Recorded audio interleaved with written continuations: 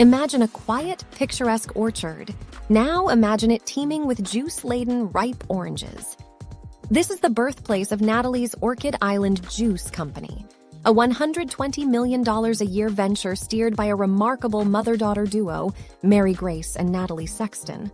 But hold your horses. We are not just here to talk about oranges. We're exploring the juicy narrative of family businesses, generational transitions, and how this powerhouse pair is determined to squeeze past the notorious second-generation curse. What's this second-generation curse, you ask? Picture a relay race where the baton symbolizes the family business. It's all fun and games until it's time to pass the baton to the next runner, or in our case, the next generation. Now here's the staggering fact. According to a study from the 1980s, only 70% of family businesses make it past this handoff, and a mere 13% reach the hands of the third generation.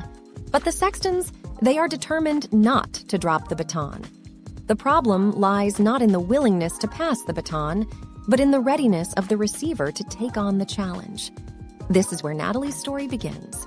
She joined the company in 2012, fresh off an economics degree and full of bright, digital-savvy ideas. Now imagine walking into a room of seasoned executives, in this case, your uncles, with plans for digital marketing and rebranding. Predictably, eyebrows were raised and questions about the company's grassroots feel were aired. However, like a skillful sailor, Natalie navigated these waves of resistance. She managed to blend digital marketing into the company's existing operations, growing annual sales by nearly $100 million since 2011. But let's pause the story here. Remember how Marygrace was advised to send Natalie to a large corporation if she wanted to learn real business skills? Well, here's where our story takes a fun twist. Natalie's Orchid Island Juice, though not a billion-dollar behemoth, competes in an $8.7 billion bottled juices market. Not exactly a small player, eh?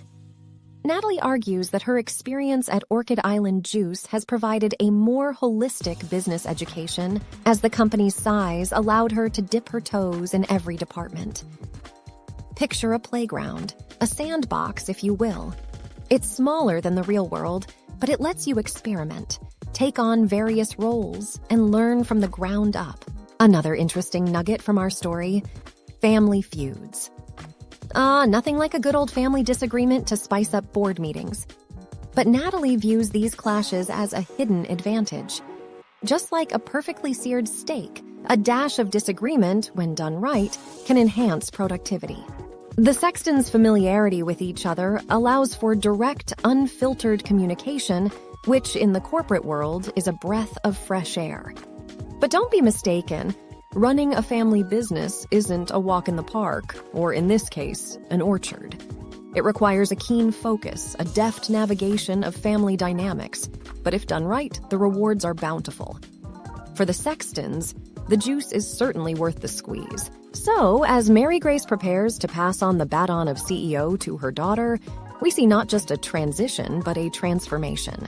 A transformation that heralds a new era for Natalie's Orchid Island Juice Company. And we'll be right here, sipping on their freshly squeezed juice, ready to report on their triumphant race against the second-generation curse. Until then, keep your glasses filled and your spirits high,